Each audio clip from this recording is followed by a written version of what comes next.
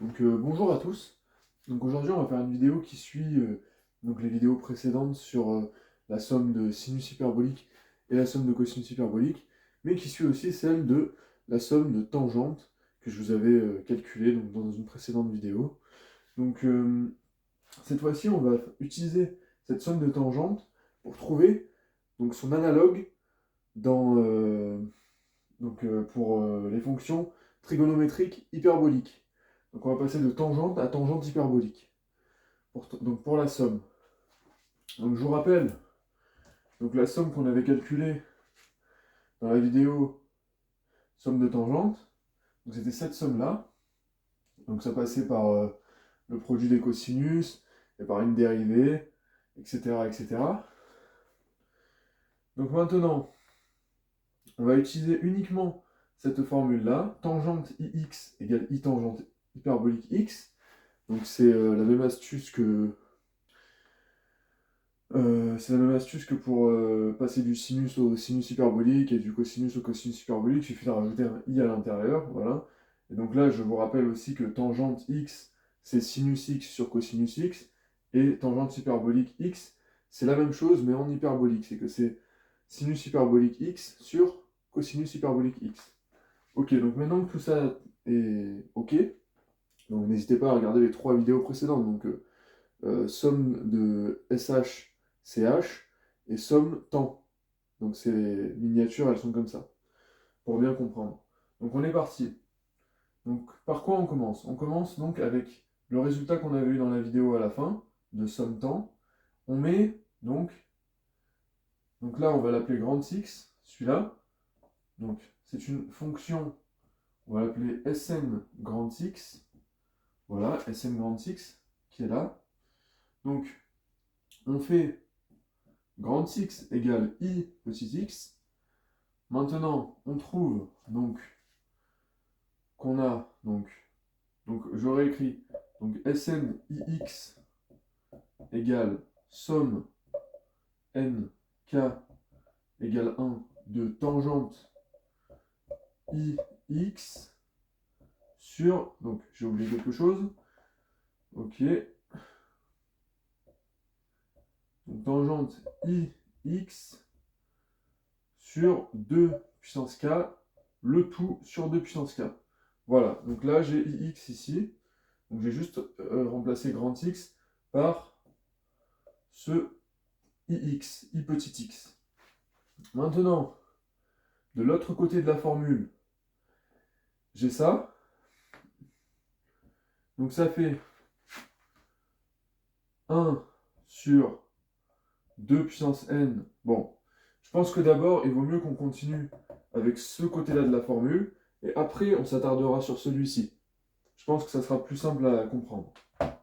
Donc, on est reparti avec celui-là de côté. Donc ça donne somme ix. Bon, eh ben, on avait dit que tangente ix, c'était i tangente hyperbolique x. Donc maintenant, ça me donne juste que ça fait en fait i. Donc je vais un peu vite, mais ça se comprend facilement en vérité. Hein. Hop, k égale 1 de tangente hyperbolique x sur, donc j'ai oublié le 2 puissance k,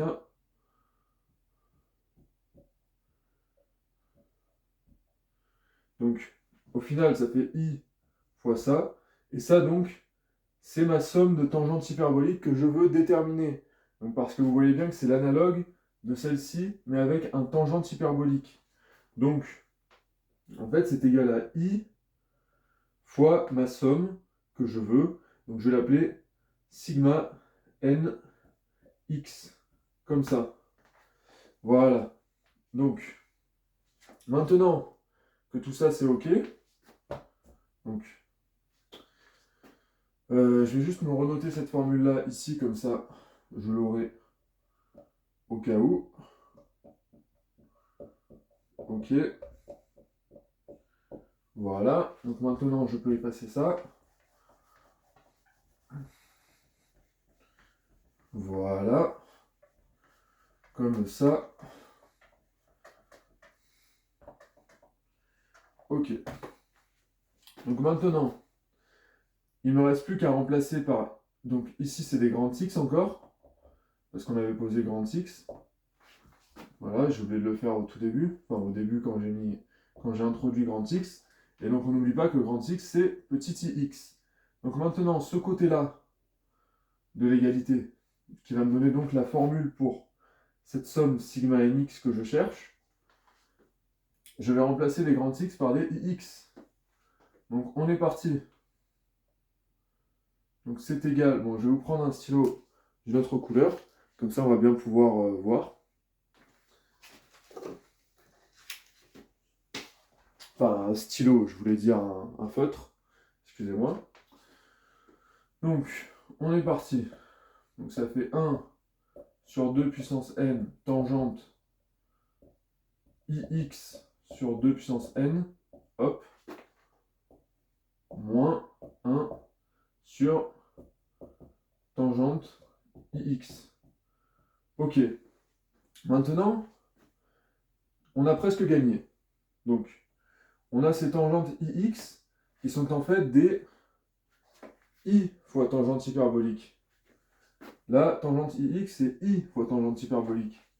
Donc maintenant, j'ai plus qu'à remplacer. Donc on retient bien que donc Sn grand X, c'était égal à i fois la somme que je cherche.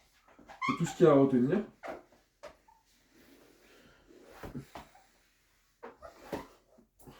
Voilà. Donc si je veux, je peux écrire donc que bon. Donc que ça, c'est donc pour bien se rappeler le résultat, c'est égal à i fois somme n k égale 1 de la somme en tangente hyperbolique que je cherche. Voilà. On est bon. Donc maintenant, je remplace là par, je vais directement effacer sur la formule. Donc voilà, on est parti. Donc tangente ix, ça devient i tangente hyperbolique, on le rappelle, grâce à la petite formule que j'ai renotée ici.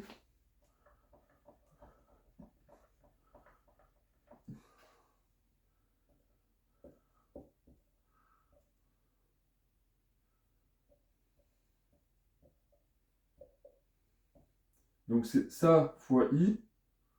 Donc là, attention, il faut bien qu'on voit que c'est un n. Voilà.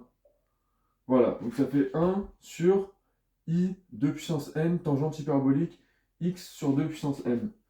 Et ce tangente ix, bah, il devient lui aussi un i tangente hyperbolique x. Voilà, grâce à cette fameuse relation de passage de l'hyperbolique aux fonctions trigonométriques classiques. Donc ça me donne i tangente hyperbolique x. Voilà, on est OK.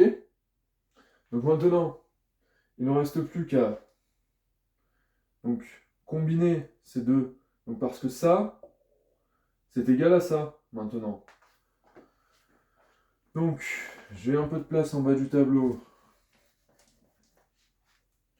Donc voilà, ça c'est plus la peine de l'écrire. Voilà.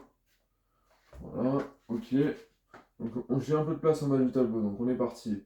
Donc on a. Bon, on va le faire simplement ici. I fois I, je vous rappelle que le nombre complexe, c'est égal à moins 1. Ok? Donc je vais faire fois I ici. Ça fait moins 1. Et donc je fais fois I au-dessus. Donc ça fait I ici. Donc là, j'ai donc moins I sur ceci. Là, je refais exactement la même chose. Donc je vais avoir plus. Et là, je vais avoir I. Ensuite, je factorise par I. Ça me donne moins 1 plus 1. Hop, ceci multiplié par I. Et donc j'avais ça égale ça. Donc j'ai plus qu'à isoler ma partie imaginaire. Donc je peux retirer les I. Et au final, j'obtiens tout simplement, voilà, tout simplement, somme n, k égale 1, tangente hyperbolique. Donc tangente hyperbolique, hein. C'est justement l'intérêt de la vidéo. Ok.